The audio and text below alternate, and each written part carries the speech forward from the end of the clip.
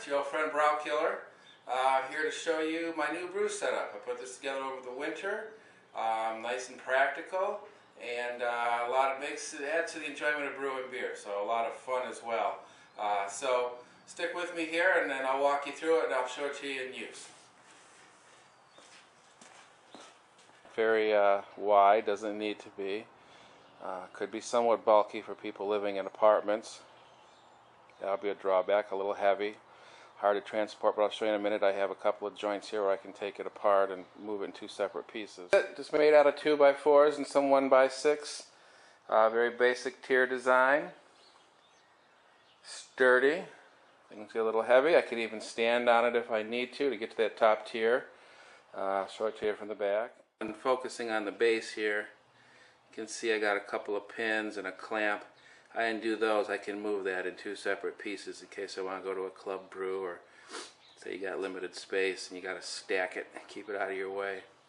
Pump, my newest addition to the system. Makes chilling the wort a lot nicer. I pump the hot wort through a counterflow. It comes out the other end pretty close to pitching temperature. You'll see it in use. I didn't know much about pumps at the time, and I should definitely have mounted this closer to the ground.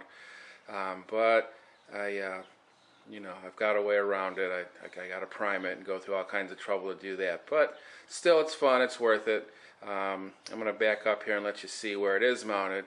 And you could probably tell for yourself that if I'd mounted this close to the ground, gravity could work a little bit more in my favor. I'm way up there.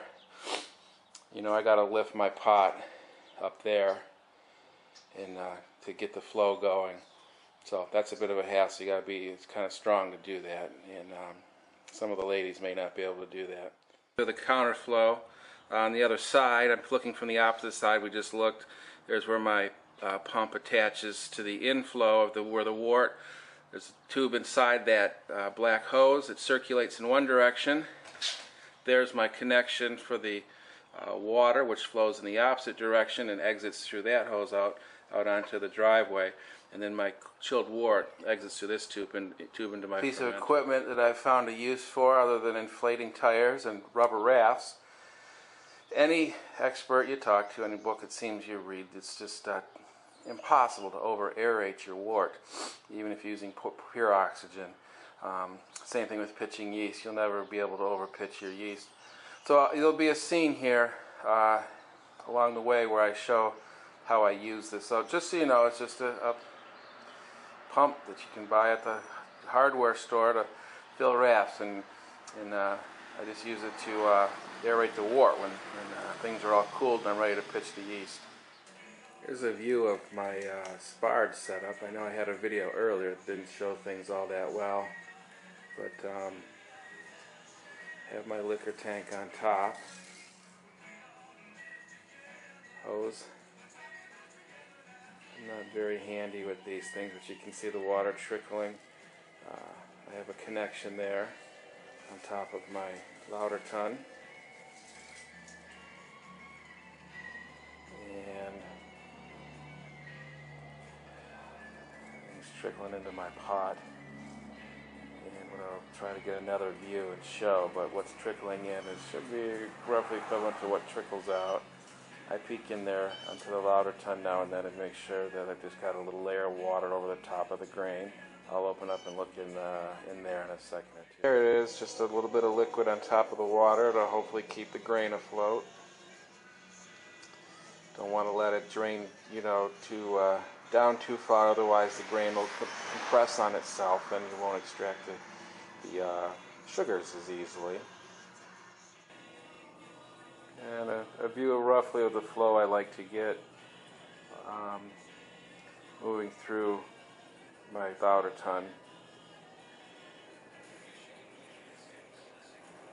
It's a little cold, giving off a lot of steam. It's almost April in Michigan, and we're still suffering with snow and bad weather this year. Sure look forward to spring. Back out here and show a little view of my homemade brew stand. Cost me less than $100 all told. It's very practical. fun to make. Let me get a picture from the back. And this is it from the back. Got my wort chiller, counterflow wort chiller there. Haven't had a chance to actually try it yet. I'm going to include that in this at a later date in the same video, but there it is today. This is basically, I hooked it up and just put a hole in the top of my cooler, and I got a fitting that basically fits. It, you know, it can be a passive fit because this water's not under pressure. And then on the reverse side, I just took a hose barb and used it backwards. So I just let it trickle out of there. It just falls in on top of the liquid. You know, creates the sparge water. So I don't want it pouring real hard, boring a hole into my grain. I just want it to trickle kind of like a sprinkler head. It just falls in there passively. Well, that's the setup for that.